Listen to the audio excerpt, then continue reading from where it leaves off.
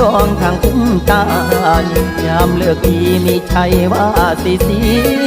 ในวันนี้เลิกสันและวันดีวันสุขสีมงคลของคนงามอายระกำนั่งห่วงมองป่าข้าวเสียงแม่เบาว่ากินแม่ละหำมีลาพัวงานแต่งผมลำเมื่องามเขาให้มาลายแห่ไม่แสดงอาการอย่างก้มหน้าคำต่อมาหัวใจพาแสล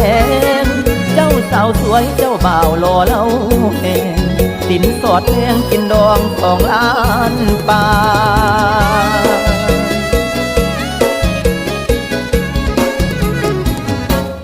โอดเอาไว้ยันแต่น้ำตาไหล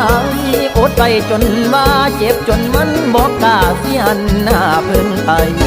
โอ้อยากให้